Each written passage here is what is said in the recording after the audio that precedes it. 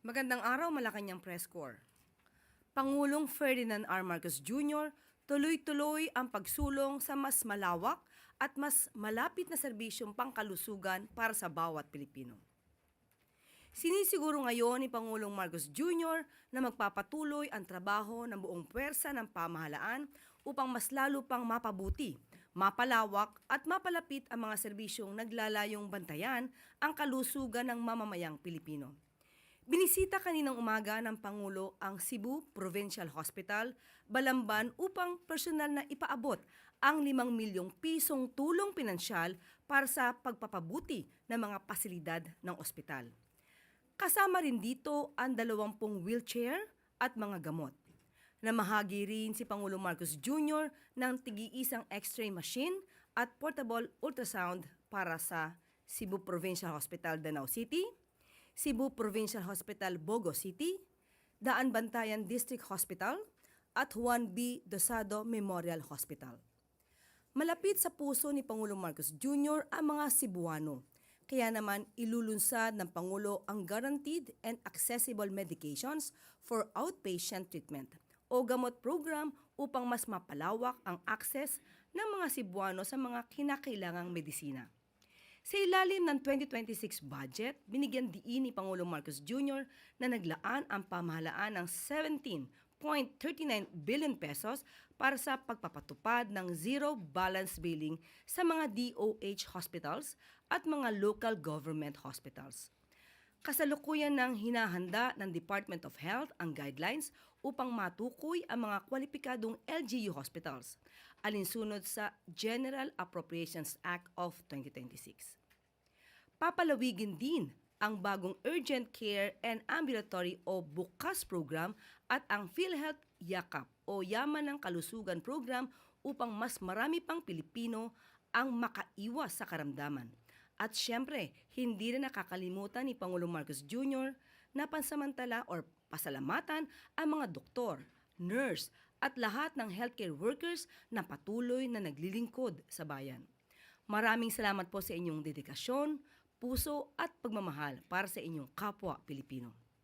Makakaasa po kayo na kakampin nyo ang Pangulo at ang pamahalaan upang itaguyod ang inyong kapakanan.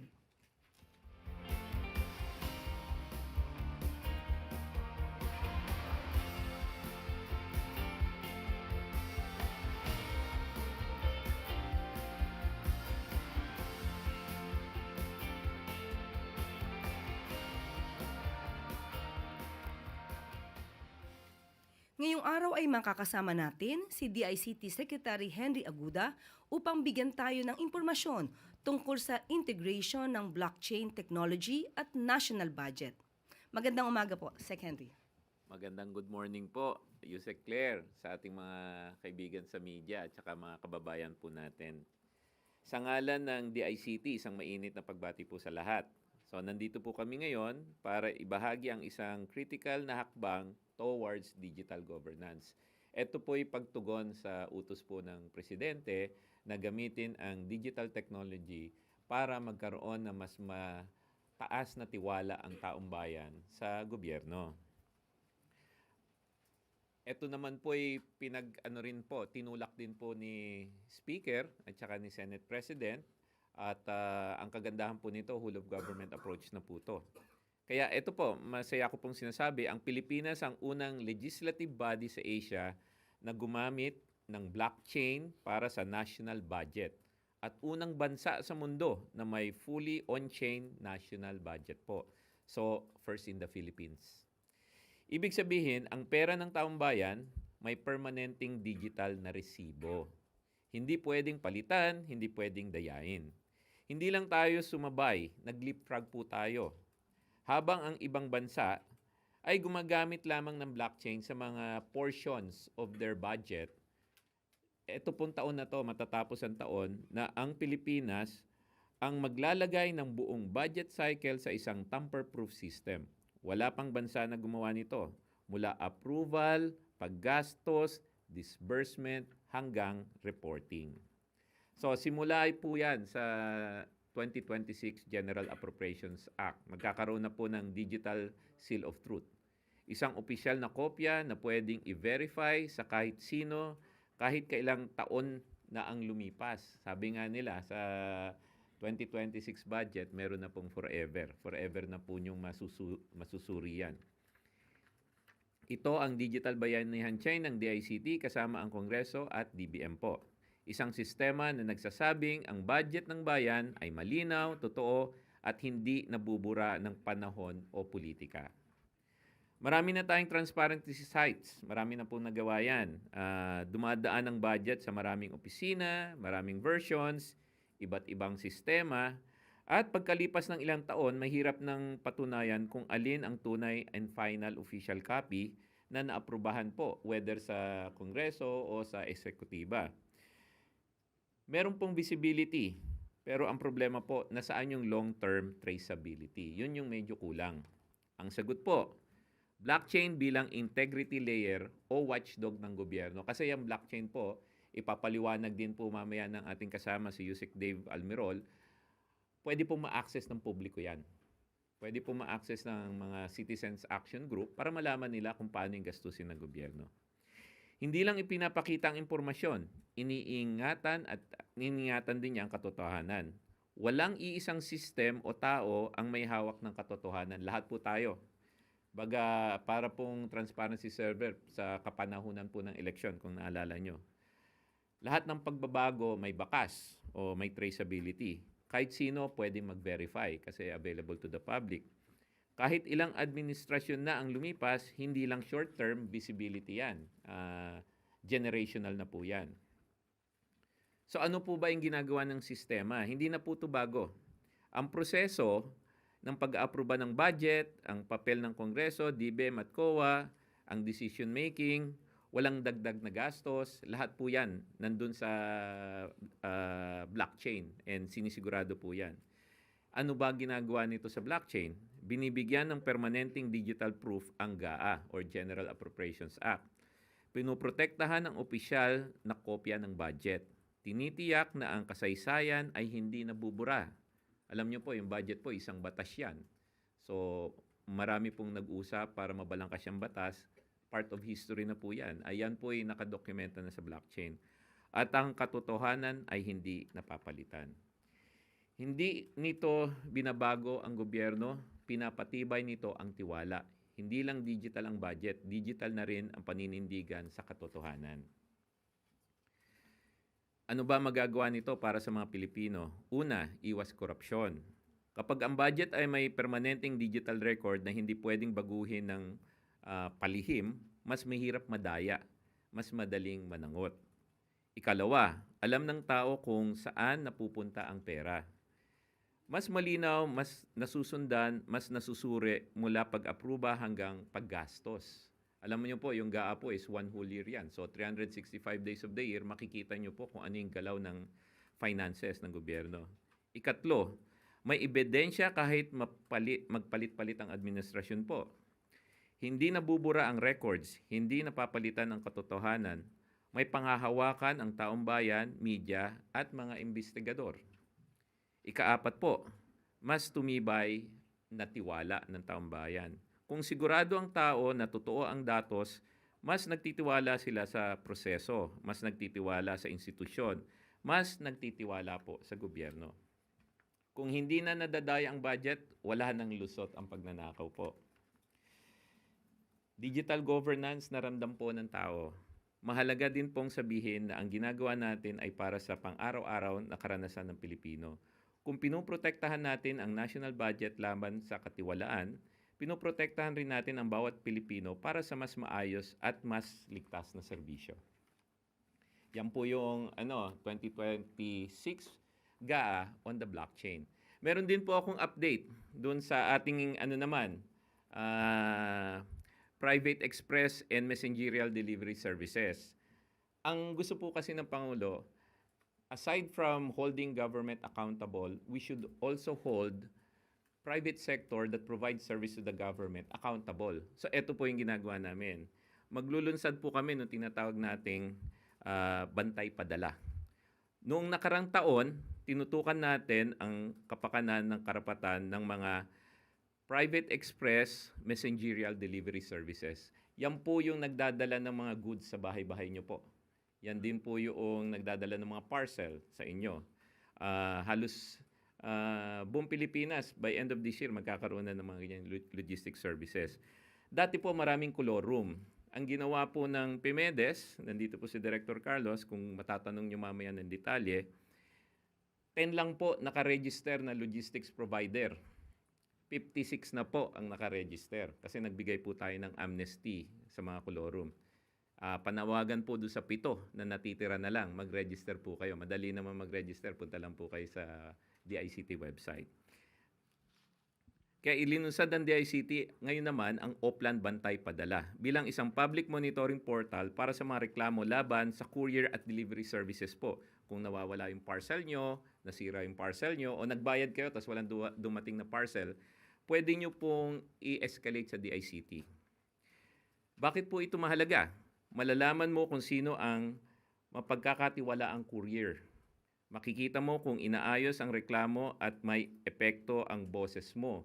Pag nagreklamo po kayo sa 1326 at dict.gov.ph, every week po, binibigyan po ako ng report dyan ng PIMEDES team kung sino yung mga delivery service na may mga problema. Down to the specific problem po. At marami na pong naayos naman. Meron nga isang courier service dahil doon sa pakikipag-ugnayan namin, nakita nila marami silang reklamo, nag-launch po nung kanilang insurance parcel. So para wala na reklamo, pag nawala yung parcel nyo, may insurance ka, hindi na kayo magre-reklamo, nabayaran na yung parcel nyo. Yung iba pong mga agency, yung iba pong mga courier service, baka gagayahin na rin po yan. Mas ligtas po rin yan kasi yung mga riders po, i-register na natin para kung sino-sino man po yung pumapasok sa lugar nyo na nagdi-deliver, alam nyo na authentic na nagdi-deliver po siya. Nalalaman din po namin sino yung madalas na irenereklamo. Sila naman po yung nakikipag-ugnayan kami at naayos naman po yung serbisyo. Nung Pasko po, nagkaroon po ng malaking improvement do sa delivery service. Malaki yung volume, mas kumonti po yung mga reklamo. Hindi ito laban po sa negosyo. Laban ito sa serbisyo na pabaya sa tao. Kapag may open data, may accountability. Kaya makikita nyo pa doon sa website natin yan. Kapag may accountability naman, gumaganda po ang serbisyo. Siguro mag-update na rin po ako doon sa isa rin naming linunsad para mag-improve yung service sa tambayan, yung Oplan Bantay Signal naman. Ganun din po, yung signal sa internet ay mahalaga rin po sa atin, di ba? May infrastruktura na tayo pero hindi pantay ang kalidad ng internet sa buong bansa. Sa Metro Manila mas mabilis, sa labas ng Metro Manila medyo mabagal. Sa Oplan Bantay Signal, tayo po ang pulis na nagbabantay ng serbisyo. Tayo po, tayo mga mamamayan. Kaya makita nyo doon sa datos natin, 600,000 na po sa inyo ang nagpadala ng signal quality doon sa area nila. Dahil dyan, alam natin na nag-improve po yung internet service natin sa bansa. Pero malayo pa yung kailangan natin marating. Kailangan doblihin natin yung mga speeds na nakikita nyo dyan. Yung average latency o yung bagal, dapat makalahati po yan. So, sabay-sabay po natin babantayan yan. Dahil dito, kapag mahina ang signal, mag-speed test lang gamit ang Ookla Speed app. Libre po yan. Wala kayong babayaran dyan. Ipadala ang resulta sa 1326 at dict.gov.ph.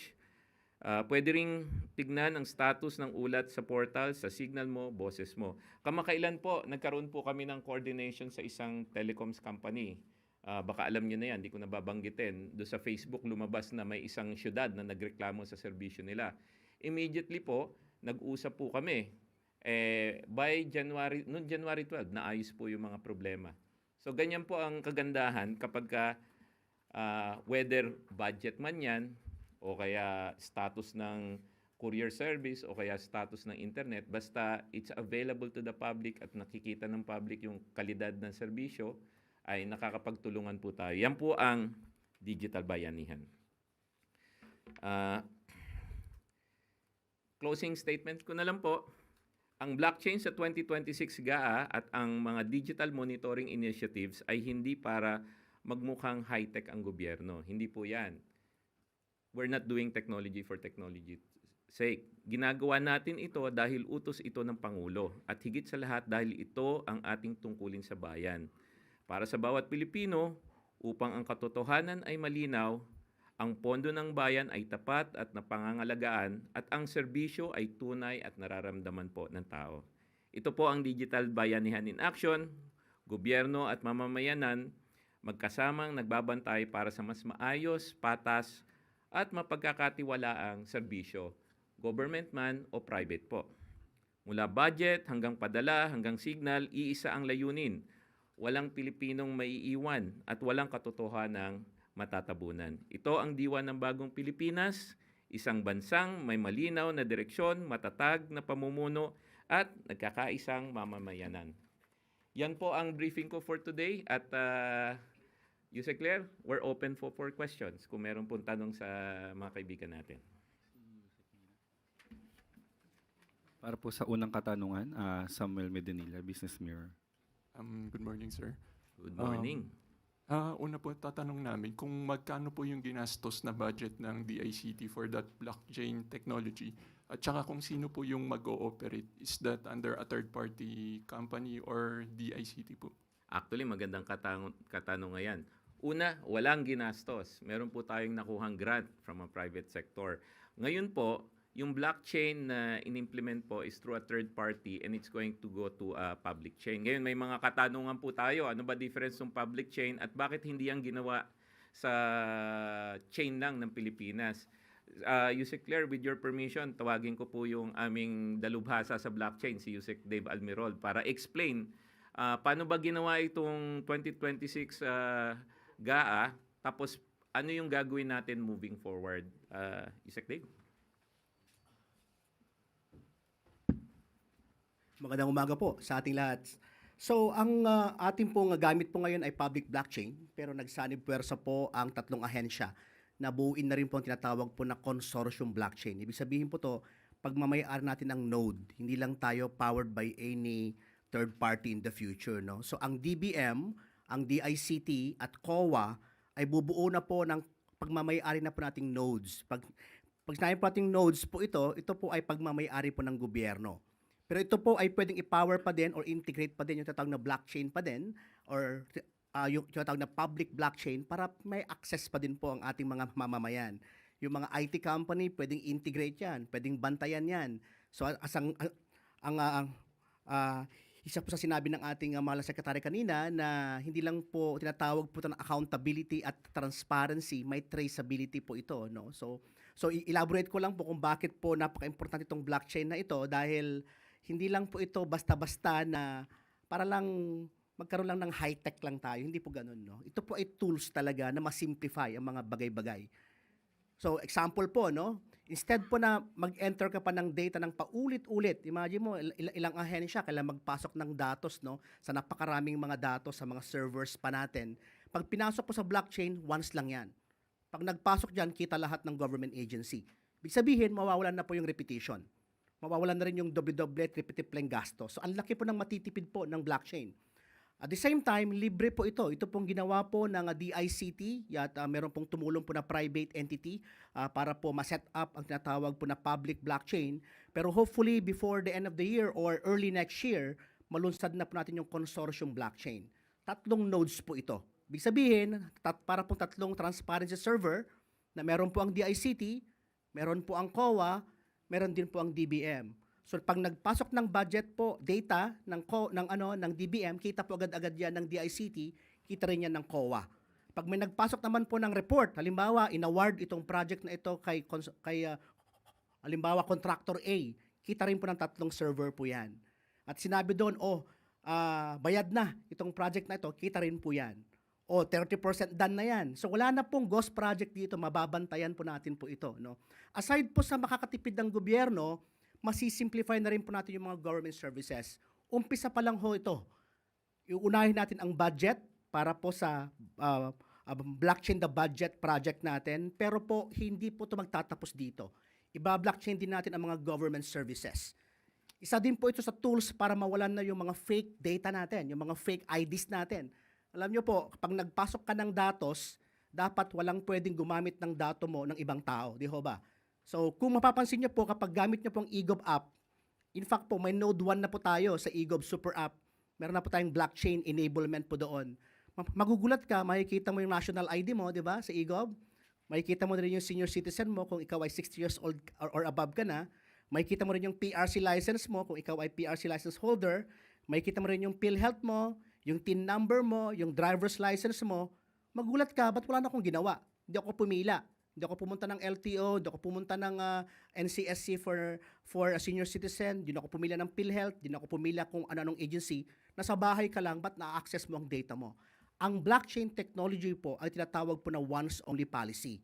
Ibig sabihin, pag pinasok yung datos mo sa isang ahensya, dapat yan hindi mo na uulitin pa sa ibang ahensya. Imagine niyo po yan, kung ilang bilyon-bilyon po ang matitipid natin, hindi lang sa proseso, hindi lang po sa mga infrastruktura, hindi lang sa napakaraming mga contractors, at makakatipid din po tayo dyan sa mga ginagawa ng taong bayan. Instead po na pumila pa sa iba-ibang agency, instead po na every time na pupunta ka sa agency, mag-fill up ka ng sangkatutak ng mga documents. Moving forward, using blockchain, pag pinasok mo ang datos mo once, dapat automatic yan sa lahat ng ahensya.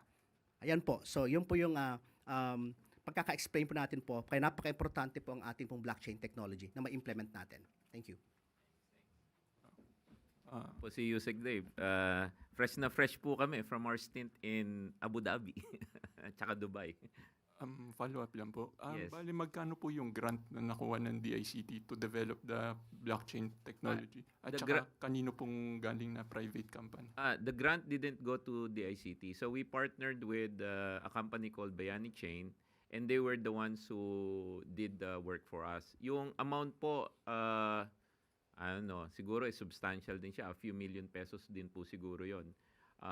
Ang agreement naman namin sa kanila is, once it's done, at no cost to the government, we can migrate it to another chain po. And kung ang concern nyo na lang, cybersecurity, pinasadahan naman po ng cybersecurity team natin yan, tsaka data privacy team. So, hindi po nila maaangkin yung data na mailalagay doon. Bali, may na-mention rin po na i-expand yung, yung blockchain to cover other government services. Kailan po kaya expected ma-roll out yung expansion? At saka, may na-mention din po na savings, supposedly, na magagawa. May estimate po kaya ang DICT kung magkano yung masasave ng government because of this technology? Yung nabanggit kanina ni Yusek Dave, we needed to launch it quickly, kaya linaunch namin siya to a public chain. So, no cost to the government. Kasi kung naalala nyo yung Kadena bill, di ba yung Kadena is going to come out siguro in a few months, mga February, March siguro. Doon sa Kadena, magkakaroon ng specific allocated budget na. And we expect that the budget to blockchain everything to fulfill the mandate of Kadena will be included there. So si Yusek Dave, pinaplano na niya yung execution niyan. And once the budget has been allocated officially, we'll start constructing na the blockchain that will not cater just to the budget but for the whole Kadena execution. Siguro by 2027, yan na yung mangyayaring pure blockchain from budget to disbursement to budget allocation, etc. etc. Clarify lang po namin. So, dapat mapasa muna yung bill bago po ma-implement yung expansion? Hindi naman. Yung expansion naman ngayon, there are things that we're now putting into the other systems of government. Like yung sa eGov app, pag makikita nyo po, meron ng parang blockchain yon, may eGov chain na yon eh. Pero syempre, we didn't anticipate the requirements of Kadena, dahil malaking requirements ng Kadena. We will have to get separate allocation for budget for the implementation of the whole Kadena. Hindi naman po namin naisama siya dun sa 2026 budget namin eh. Last na lang po. Bale, i-recommend po ba ng DICT na masama sa priority legislation yung Kadena bill? At saka i-follow up ko lang po kung magkano yung savings na estimate ng DICT. Doon sa prioritization, ginawa na po namin last year. I think we've already had a LEDAC meeting and nakita nyo naman yung mga legislation na in-endorse ni Presidente. As to the budget, rough estimate, north of several billion, Yusek Dave? Kasi imagine nyo na lang, yung papel na mawawala, tanggalin na natin yung issue na magkakaroon ng leakage, hindi namin ma-estimate yun. Kung manual yan, magkakaroon ng corruption, etc., hindi naman namin ma-estimate yan eh. Pero yung mawawala lang based on single entry, tapos wala ka ng multiple entry, siguro a few billion din yung matitipid yan. Papel, mawawala, di ba? Redundant IT systems, mawawala. Thank you po. Salamat po. Para po sa susunod na katanungan, Mads Moratillo, Net25. Hi, sir. Ayun. Sir, kanina nabanggit mo yung about sa cybersecurity. Gaano po ka-hack-free itong blockchain technology po na to? Especially budget yung pinag-uusapan. Okay, yung blockchain naman was created by cybersecurity specialist. Kung babalikan nyo yung history ng Bitcoin, isa sa mga kauna-unahang blockchain na sumikat, encrypted na yan eh. At the same time, the systems themselves, hindi mo mababasa yung, well, makikita mo yung hash code, pero hindi mo ma-reverse engineer yung, yung content niya. So, and to date, right now, yung chain itself, wala pa akong alam na na-hack. Usually, ang na-hack yung mga surrounding systems around it. So, it's a cybersecurity first system. It was designed to be secure from the start. So, sir, safe sabihin hack-free po siya? Oo, so far. Oo. 100% po? Ay, 101 muna. Yes, sir. Sir, follow-up lang. Kailan po ito maa-access ng public? Open na po ba siya? Paano po yung pag-access dito? Actually, magkakaroon siya ng transparency portal. Baka I'll turn it over to Yusek Sasa from DBM to provide you that schedule for where the portal is going to be available.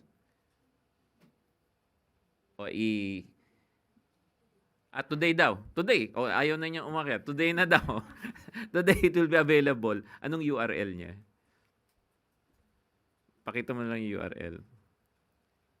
Yung URL, siguro, naku, hindi ko mabasa.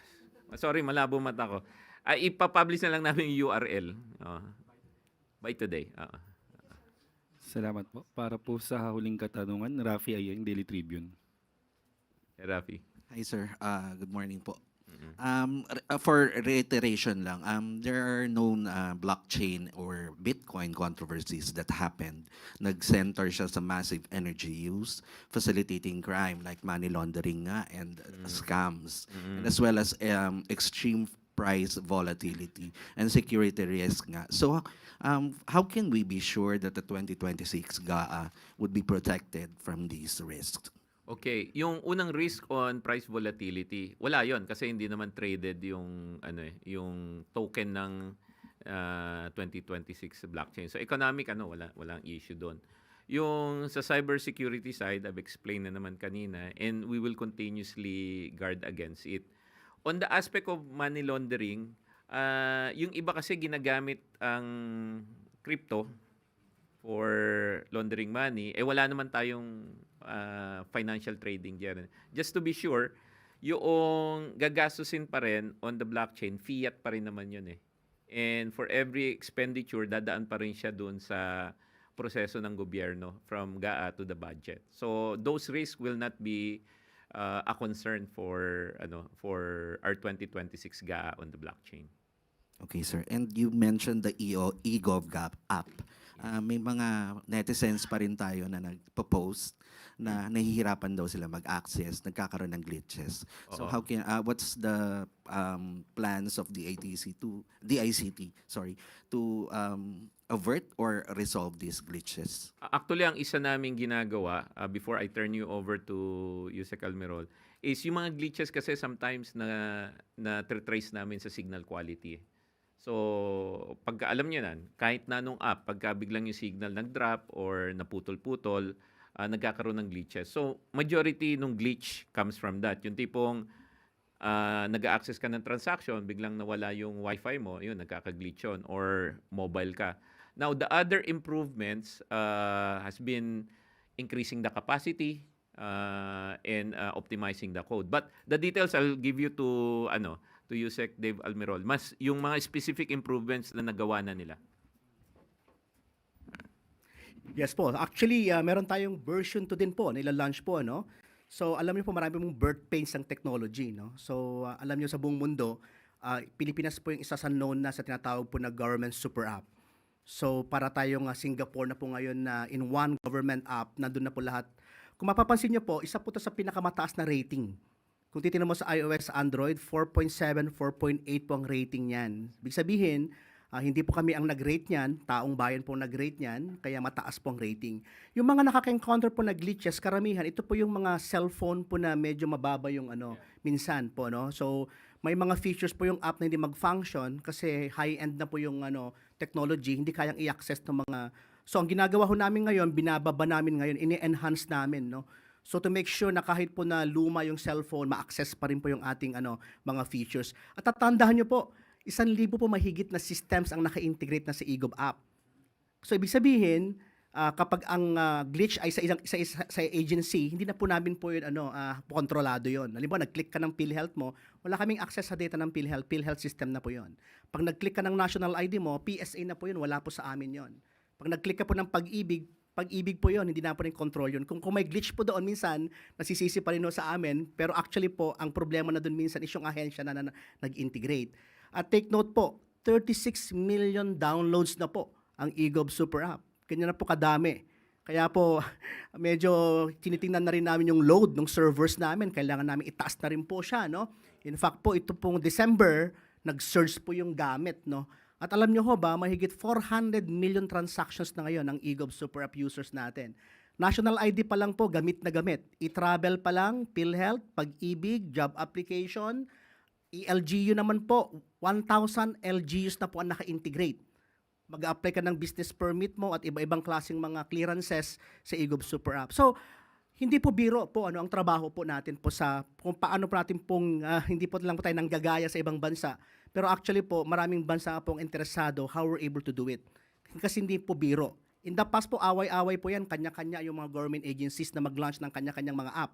Pero for the first time po, nag-combine forces po ang mga government agency para balang araw, kapag pupunta ka sa isang ahensya at nagpasok ka ng datos mo, pagpunta mo sa eGov app, hindi ka na uulit pa.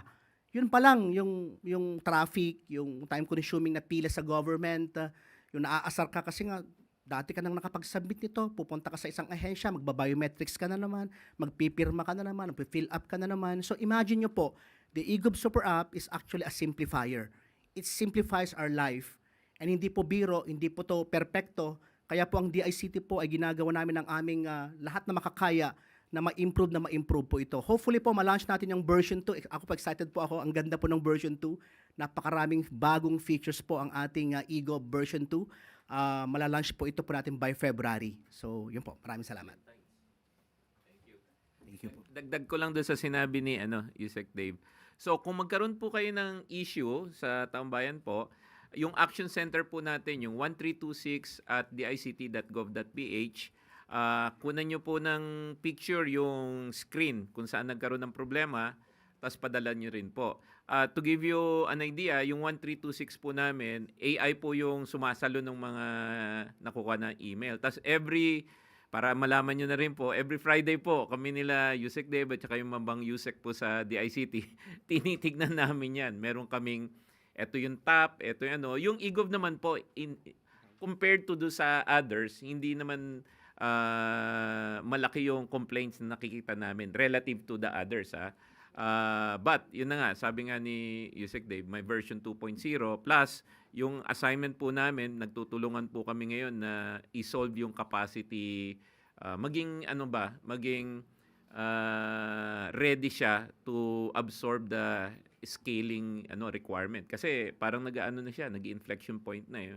Yung nasabi ni Yusek Dave na 36 million download, 31 million yung users na, di ba? Tapos mga 500,000 per day parating gumagamit. So, masaya naman po kami at gamit na gamit po yung yung eGov app. Doon po sa medyo may konting glitch, pagpasensyahan nyo na po muna, we're continuously improving it. Padala nyo po sa 1326 at dict.gov.ph. May habol lang po na katanungan. Kat Valiente, Manila Times. Hi, Kat. Yes, sir, good morning. During his visit to the UAE po, the President met with the DAMAC Digital Yes. firm. Aside from DAMAC Digital, mayroon po ba tayong mga other investment na inaasahan or may napirmahan bang mga other agreements or mga jobs na expected na ma-generate? Thank you. Actually, naka-publish naman yung mga kinuusap ni Presidente. Doon sa area po ng digital, yung sa Damac is one of the biggest data center providers in the world. Hyperscaler po yan. Parang 5 gigawatts yung total capacity na meron sila.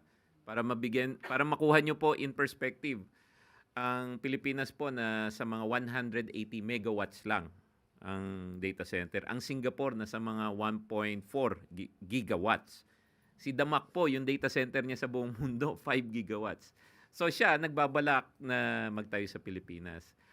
Tapos, nung patapos na po kami doon sa Abu Dhabi, may nagpahabol pa ho na isa pang data center, G42. Taga UAE rin po. Sila nagbabalak na magtayo rin ng another data center. So kung titignan nyo po yung Pilipinas, dahil patapos na po tayo doon sa National Fiber Backbone, isa po yan yung sa lagi namin sinasabi ni Presidente sa mga potential investor. Nung nakita nila yung fiber backbone natin from north to south, so kung bansa ka sa north, bansa ka sa south, naka-wrap around na yon, di ba? North Pole to South Pole. Tapos meron tayong Luzon Bypass, which cuts west to east. Pag tinignan mo yon, naka-wrap around sa equator yon. Pag naririnig po yun ng mga data center companies, nakikita nila na yung Philippines could be a data center hub in the region. Imagine nyo, in the future, pwede tayong mag-export ng AI services. Kasi yung AI, pag kinukonsume mo yung AI, parang utility na rin yan. Binibilang nila yung mga tokens na ginagamit mo. Kung yung mga data center na sa Pilipinas, parang tayo nag-export na ng technology. Kaya yon, exciting po. Marami po tayong data center locators na excited to come to the Philippines. Sir, pwede po namin malaman kung magkano expected investment dito sa G42 and saan po possible na itatayo? Oo. So, rough lang yung sa G42 is around 300 to 500 million usually. Spread over 3 to 5 years.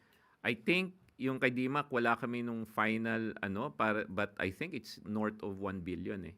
Again, those are initial numbers. Marami pa silang kailangan gawin. They have to come to the Philippines, check the availability of land.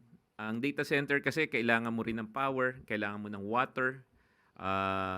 Yung connectivity medyo na sila, solve na sila. Wala tayong problema. Marami kayong international subsea cable na papunta sa Pilipinas, north, south, northeast, southwest, lahat. Marami eh. Yung National Fiber Backbone nandun na. So connectivity is the least of their issues. So right now, it's just locating where you have the best power and you have the best access for water. Salamat po. Yun po ang huling katanungan mula sa Malacanang Press Corps, Yusek. Pero bago po natin pakawalan si Secretary Henry, may katanungan po tayo. Since meron po tayo, nilunsad po natin to, mas madali na po ba ma-access ng ordinaryong Pilipino at i-verify yung GAA? Oh yes, definitely. Definitely. Paano po nilang gagawin yan? Well, pwede kayong pumunta doon sa portal na ilo-launch today, tapos pagdating nyo doon sa portal, makikita nyo na. Tapos ang kagandahan yan, pwede mo nang lagyan ng AI. Yung AI, pwede mo nang tanungin. Ang problema po, hindi tayong lahat sanay magbasa ng accounting diba? Ng mga budget. So pwede ka na magtanong doon. Ano ba dito sa items ng GAA ang overpriced, for example? O ano dito sa provision ng GAA ang magseserbisyo sa lugar ko? Yon. So pwede ka nang mag-interface through natural language. So kaya ito rin yung gusto ng Pangulo kasi para mas yung transparency. Oo, alam mo, Yusek Claire, kung makikita mo, si Pangulo talaga ang pioneer nito sinimulan niya doon isumbong mo sa Pangulo website. Tapos sinunod niya yung sa transparency portal ng DPWH. Tapos ngayon, lahat ng mga agency halos na ng transparency portal. So, yun naman talaga yung vision ni Presidente. At saka nakita mo, siya pa nga nag-demo, di ba? But anyway, maliban dyan, Sec Henry, marami na rin kumakalat na viral na video na mapanira sa gobyerno. Na alam naman natin at makikita natin na AI generated at peke at ang nais lang ay siraan ng gobyerno. Meron po tayong nakita, hindi ko po alam kung ito'y napanood nyo. May isang nagba-viral po yata na video, isa di umanong tindero ng fishballs at lumalabas na inaaway yata niya yung mga kapulisan natin. Sigaw siya ng sigaw, pero yung paligid, walang reaksyon. Siya lang yung sigaw ng sigaw at para bang ang kanyang paninda daw ay kinukuha pa, hindi na daw naawa. Napakita ko na sa inyo to, yung video na to. So, paano niyo po itong i-assess, Sec Henry? Well, una, visually, malalaman mo kung fake pag tinignan mo, makikita mo fake talaga Like yung mga text, medyo gibberish siya, di ba? Doon sa mga signage, tignan yung mga signage. Ang AI kasi hindi magaling sa text Kayo rin, pag trinayin nyo ang ChatGPT, magpagawa ka ng video, sometimes yung mga text mo may mga misspelling. Ano na yun? Clear indication na yun na AI yun. Tapos yung mga emotion ng mga tao. Di ba? Parang, minsan sa AI, lahat sila nakangiti, pare-pareho. Minsan lahat sila malungkot, pare-pareho. Parang masyadong unnatural na yun. Tapos yung mga maliliit na bagay doon sa mga prutas. Iba-iba yung hugis. Alam mong pinagdikit-dikit lang. Yun po, doon sa public po, malaking problema po ang deepfake, lalo na sa paggamit ng AI sa mga ibang bansa. Kung nakita nyo yung nangyari kay Grok, di ba? Si Grok, AI na galing sa US, pinagbawal across Europe. Checkan nyo na lang po kung ano yung controversy doon. Kasi nagkakaroon na ng mga deepfake na yung sa kanya nga, mga bata yung ginamit So maingat po dapat tayo doon sa mga lumalabas. Ang sa akin, ang rule of thumb ko, Yusek Claire, pagka yung video hindi from a trusted source, wag nyo nang pansinin. Pwede nyo pansinin, pero take it with a grain of salt. Kasi ang dami na ngayon mga deepfake. In fact, plug ko, maglalabas nga ako ng article sa isang newspaper, an op-ed, talking about we need to clean the internet now. Kasi marami na pong toxic content, especially with the advent of AI. Hindi mo na alam kung ano yung totoo at hindi. Isa pa po, Sec Henry, ganito sa may mga findings ang iba na marami na daw mga accounts na gawa sa ibang bansa at ang purpose ay siraan ng gobyerno at iangat ang Manchurian candidate nila. Natitrace nyo ba to at ano yung ginagawa ng DICT dito? Alam mo, hindi lang po DICT, Yusek Claire, CICC at saka NTC. Araw na araw na lang po na ginawa ng Diyos, makikita namin yung mga, tawag namin dyan, mga illegal activities on the internet. Hindi lang naman sa politika yan Ginagawa rin nila yan for online illegal gambling, OSAIC, madami po. So, araw-araw naming ginagawa po yan. Verified po yan kasi yun na nga yung reason kung bakit sa Kongreso marami pong bills na pending na gustong bigyan ng additional powers ng CICC for active takedown. Ngayon kasi, Yusek Claire, kahit na nakikita namin, makikipag-ugnayan kami sa mga social media platform. Tapos yung social media platform naman, in fairness to them, nakikipag-cooperate naman sa amin, revenue po sa kanila yan. Kaya sila hindi magmamadaling i-take down yan hanggat wala po daw batas. So pag dumating na po yung bagong batas na yan, kahit na nasa labas pa yan o nasa loob ng bansa, mabablock na po namin actively yan. Kaya marami po talaga, Yusek Claire, and we really need as a nation to be aware na that is an evil we need to clean out of the internet. Anong bill po yan na nakapending? Nakapending na po ba yung bill na yan? Marami. Oo, marami. Ano yan, hindi ko ano yung specific number, pero nandiyan yan yung mga tipong anywhere from regulating the age of minors to go on the internet, anywhere from trying to come up with a digital safety act, and specific yung platform dapat ma-regulate dito. Kasi yung mga platform po, wala pong opisina. May opisina sila dito pero hindi sila incorporated sa Pilipinas. Kaya ang hirap ng cross-border enforcement Nakapending na yan. And kami, sinusuportahan po namin yan. We provide technical assistance to the legislature to craft the necessary bills and laws. O di ang panawagan natin, bilisan po sana ito. Ay, nagmamadali po kami. Ayun po Alam niyo pala. po, ang AI wag nating i-underestimate. Ang AI could change the course of the country in terms of economic development. At the same time, if we abuse the use of AI, it can also create a lot of unproductive discourse. Kaya yan ang mga dapat linalagyan ng magandang harmonized regulation. Kasi isang bagay na pwedeng maging positive at maging negative, dapat yan yung na-optimize natin for the good of the country lang. Mm. Okay, yun po, Mek. May kahabol na po na katanungan, Sir Ace Romero, Philippine Star. Ayun. Ay, Secretary, good morning po. Good morning. Yung mga kapitbahay natin, yung Indonesia, yung Malaysia, blinak na po nila yung pinanggit yung program kanina, yung GROC, dahil dun sa mga sexualized images. Oo. At yung kitang-kita po namin kahit sino nagagawa na yung mga ganong mga larawan, yung ibang mga kasama namin na edit na rin yung photos. tama. So, makipag-ugnayan ba tayo sa X kina Mr. Elon Musk with regard to these concerns? Kasi marami na ho yung nag-aalala kasi nga na-edit yung mga photos. Yung iba malaswa. Mm-mm. Ang sagot yan, oo. So, CICC is working na together with NTC to do the blocking of that one. Yan, OSAIC na yan eh. So, yan talaga immediate. Ang kagandahan lang sa Pilipinas, nung tinignan namin yung footprint ni Grok, medyo maliit. Ang talagang sikat dito, ChatGPT at saka Claude. But this week sigurado mariresolve na yan. So we will seek the blocking of that Yes. app. Oo. Oo naman. Oo. If not, malamang they're working on it kaagad eh. Kasi hindi na nga tayo kailangan humingi ng permission sa X o tumimbre sa kanila because of the content itself. Dapat na yan, block. Ang blocking lang, just to give you an idea on how blocking is done, hindi kami push button na pag prines namin, block na yan. Pag may blocking yan, all of the ISPs would have to initiate the blocking. Salamat po, Sec. Salamat po, Yusek. Okay, wala na pong katanungan. Maraming salamat, Sec Hendy Yusek. and Yusek Dave.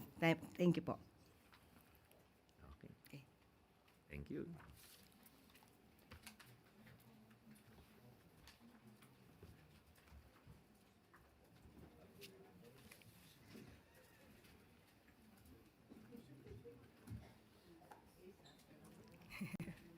At handa na po tayong sumagot sa inyong mga katanungan. Para po sa unang katanungan, Alvin Baltazar, Radyo Pilipinas. Yusek, good afternoon po.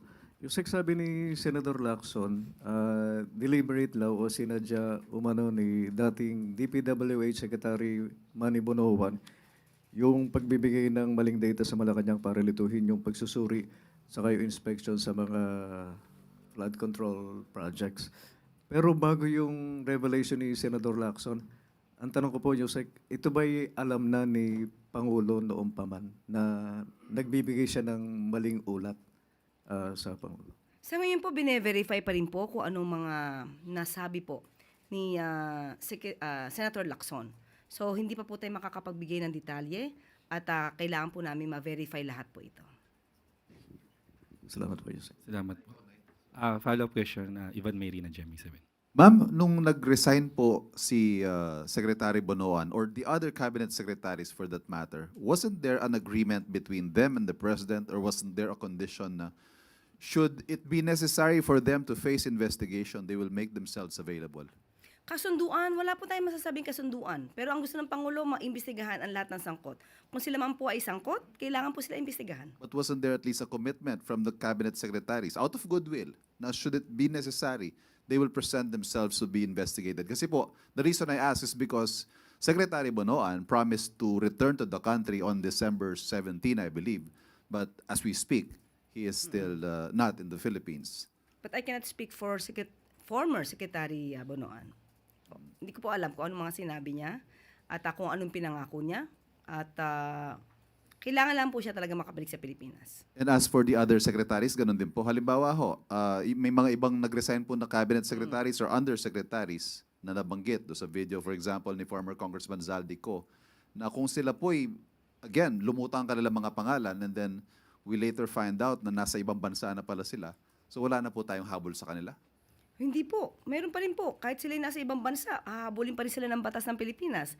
At kung nakailangan silang sampahan ng kaso at kung may papakitang ebidensya, mananatili po silang akusado kapag hindi po sila bumalik sa Pilipinas. Ma'am, panghuli na lang po. Nabanggit niyo po dati na si Justice Undersecretary Cadiz ay nagbitiw nung nabanggit na po dito sa issue na ito. May impormasyon po ba tayo kung tinanggap ng Pangulo ang kanyang pagbibitiw? Wala po akong update sa ngayon. Sa ngayon, wala po tayong update. Again, the reason I ask is because he was cited at the Department of Justice just recently, as in 2026 na po. So I was just wondering if you had information, is he still reporting for work or did he just... Siguro po makakasagot po niya ng DOJ. Thank you. Another follow-up po, Alvin Baltasar, Radyo Pilipinas. Just a follow-up, Yusek. Yung unang presentation ni Pangulo doon sa kung saan inireveal niya yung mga status ng government projects, flood control projects, di po ba natin pa pwedeng ma-consider yun, Yusek, na confirmation doon sa sinasabi nga ni Senator Lacson doon sa status, since pinuntahan din naman ng Pangulo yung mga questionabling flood control projects at napatunayan niya na meron yung mga ghost projects, mga hindi tapos. Ano po yung ibig niyo sabihin? Kung merong maling report? Si Secretary Bonoan tungkol sa ghost projects? Hindi po ba nagpapatunay yun, Yusek, doon sa sinabi ni Senator Lacson na, tama nga yung sinabi ni Senator Lacson na tila nagkaroon nga ng maling pag-uulat. Mahirap pong i-generalize. Dapat specific po tayo kung anong project yung sinasabi.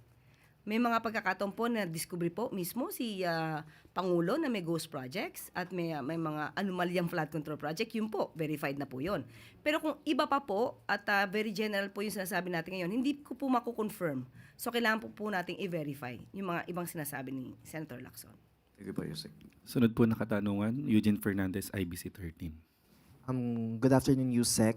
We understand that President already directed yung return ng money to PhilHealth last September, but right now, may we also get the reaction of the palace regarding group of lawyers and doctors filed criminal complaint against Executive Secretary Ralph Recto about the PhilHealth fund transfer during his time as Finance Secretary. Their basis is the SC ruling declaring the finance order null and void. Has ES Recto been informed of this? And nagbigay na po ba siya ng response about this? Okay. Actually, nasagot na po yan nung kamakailan ni ES Recto na siya lamang po ay sumusunod kung ano yung naaayon sa batas. Ito nga po yung 2025 GAA. 2024 GAA. But minabuti po nating kunin ang kanilang reaksyon, ang Office of the Executive Secretary, at ito po ang kanilang tugon, and I quote, "We respect the right of any individual or group to seek redress through the legal process. At this time, we have yet to receive a copy of the complaint. To reiterate, no less than members of the Supreme Court have already opined that no criminal liability can attach to the Secretary of Finance, now ES Recto, who acted in good faith and pursuant to a law then presumed valid and constitutional." End of quote. Thank you, Yusek. Sunod po na katanungan, Mads Moratillo, Net 25. Hi, Yusek. Ano po yung reaksyon ng Malacanang sa patuloy na pagbaba ng halaga ng piso kontra dolyar na kahapon ay umabot po ng 59.44? Ano po yung mga ginagawang hakbang ng gobyerno para maiwasan po natin yung impact nito? Thank you. Unang-una po, lagi naman din po nagkakaroon ng pag-meeting ang BSP at ang Pangulo. At para po dyan, ang tugon po ng palasyo, ang pagtaas ng piso kontra dolyar kamakailan ay dulot ng mga pandaigdigan at lokal na mga kaganapan. Una dito ang paglakas ng dolyar. Nariyan din ang espekulasyon kung magbababa ng interest rate ang US Federal Reserve, tensyon sa pagitan ng US at Venezuela, gayon din ang pagbabantay ng ating merkado sa pagkilos ng ating ekonomiya. Ang Bangko Sentral ng Pilipinas ay patuloy na binabantayan ang lagay ng palitan ng peso kontra dolyar upang makakilos ito ng tama kung kinakailangan. Sa ngayon, kampante ang ating central bank na hindi pa sila dapat magkaroon ng intervention. Upang maibsan ang anumang epekto ng paghina ng piso kontra dolyar, kabilang sa mga hakbang ng ating gobyerno ay ang pagsigurong pagbagal ng pagtaas ng mga bilihin, pagsuporta sa investments at ang pagpapalakas sa mga sektor ng ating ekonomiya.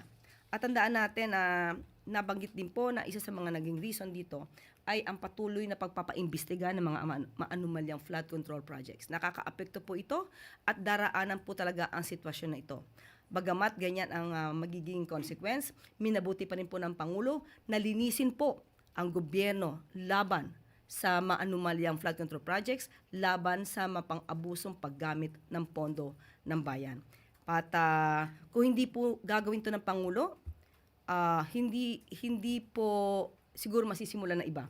Ang nais po ng Pangulo ay maging transparent at maipakita sa taong bayan na ginagawa ng gobyerno ang paglilinis ng pamahalaan laban sa korupsyon. Ma'am, follow up lang po. Kung sakali po na meron ng mga makulong like yung mga malalaking personality na involved, tingin niyo po ay makakatulong to para bumalik po sa normal or bumaba or tumaas na ulit yung halaga po ng piso? Hindi ako makapag-speculate, but tingin natin, isa to sa magiging daan para mas lalong magtiwala ang mga kababayan natin at mga investors sa ating pamahalaan. Para po sa huling katanungan, Gilbert Perdes, DWIZ. Magandang hapon po, Yusek. Nung isang araw po, nabanggit po ni Secretary Mulya po ng DILG yung tungkol po sa possible extradition ni dating Congressman Zaldico. Pero kinontra po ito ni dating Senadora Lela de Lima at sinabi na hindi daw po uubra yung ganito. At para ho sa kanya ay mas reasonable po yung pagpapauwi sa kanya through deportation at may pag-ugnayan po sa Portugal. So ano pong ito po ba ay kinoconsider po ng Malacanang o ng pamahalaan at ng Pangulo po? Sa ating pong huling pagkakaalam, ang inutos po talaga ng Pangulo ay gawin lahat ang legal na pamamaraan para mapabilis ang pag-uwi at pagbabalik ni Zaldico dito sa Pilipinas. Hindi extradition, kundi pakikipag-usap sa bansang Portugal at pati po paggamit po at pagkikipag-cooperate sa Interpol. Thank you po. That's the last question, Yusek. Maraming salamat. Pangulong Ferdinand R. Marcos Jr. nag-alay ng pakikiramay sa mga biktima ng landfill collapse sa Cebu. Nag-alay ng sandaling katahimikan at panalangin si Pangulong Marcos Jr. para sa mga biktima ng landfill incident sa barangay Binaliw sa Cebu City. Sa kanyang mensahe, binigyan diin ni Pangulong Marcos Jr. na makakaasa ang mga pamilya ng mga biktima ng trahedya sa aksyon na gagawin ng pamahalaan. Kabilang na dito ang mga hakbang upang masiguro, unang-una, ang kaligtasan ng mga residente sa pinangyarihan ng insidente. Pangalawa, ang transparency sa isinasagawang investigasyon. Pangatlo, mapanagot ang nasa likod nito. Pang-apat, at ang pagbibigay ng nararapat na tulong sa mga biktima. Ayon kay Pangulong Marcos Jr., ipinag-utos na niya ang pagbibigay ng nararapat na burial assistance at iba pang uri ng tulong sa mga apektadong residente. Nananawagan din ang Pangulo ng pagkakaisa sa gitna ng kinakaharap na pagsubok ng mga residente ng Barangay Binaliw, Cebu. Maayong adlaw kaninyong tanan. Before we start, let us take a moment of silence for the victims of the landfill incident in Barangay Binaliw, Cebu City last January 08.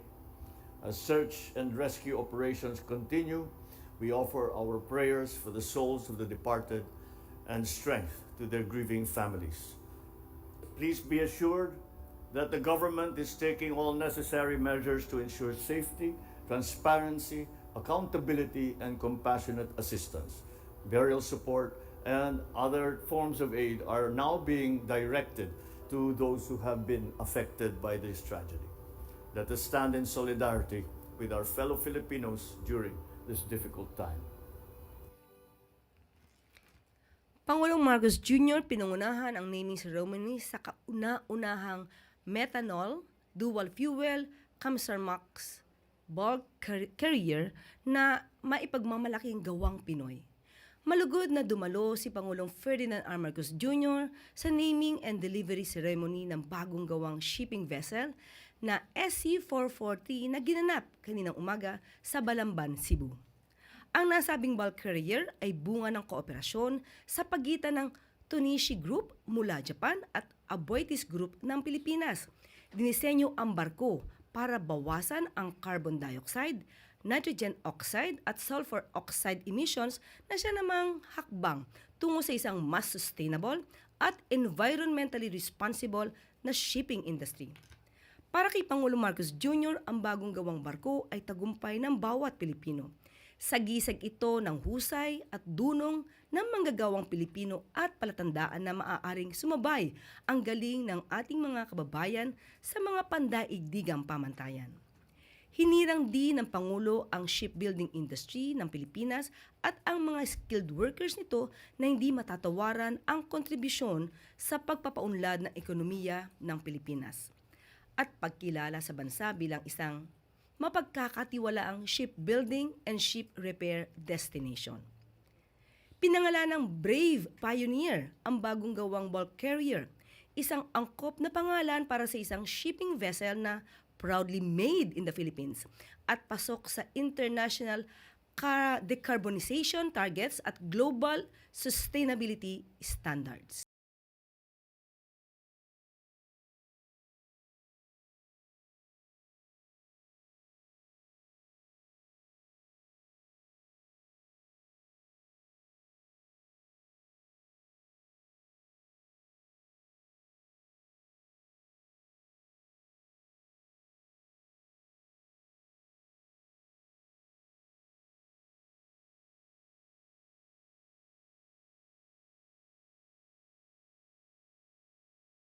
Magtapos, likhang Filipino magbubukas na sa Ross Boulevard ngayong araw.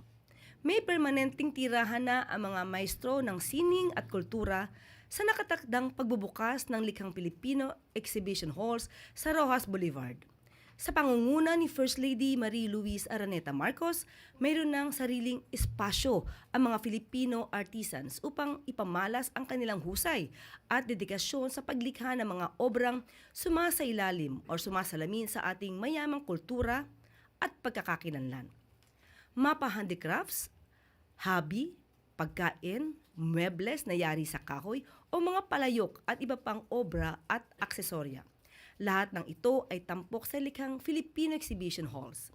Ito'y nag-ugat sa paniniwala ni Pangulong Ferdinand R. Marcos Jr. at unang ginang Liza Araneta Marcos na karapat-dapat lang ipagmalaki ang mga obrang likha ng Pilipino. Ayon sa unang ginang, malayang maipapakita ng ating mga kababayan ang mga indigenous arts and crafts mula sa kani-kanilang rehiyon. Walang rentang kailangan bayaran sa bawat stall, kundi maliit lamang na komisyon mula sa bawat panindang maibebenta. Maliban dito, may sariling dormitoryo rin ang ating mga kababayan na manggagaling sa malalayong rehiyon. Tiniyak ng unang ginang na libre ito para sa tenants ng likhang Filipino. Ibig sabihin lamang ay menos gastos at dagdag kita para sa ating Filipino artisans. Ang likhang Filipino Exhibition Halls ay handog ng Pangulo at unang ginang sa lahat ng nais na makiisa sa pagdiriwang ng kultura at sining ng Pilipinas. Ang pagbubukas nito ay sagisag ng pagpapahalaga sa mga maestro at kulturang Pilipino na kayang humarap na taas noo kahit kanino.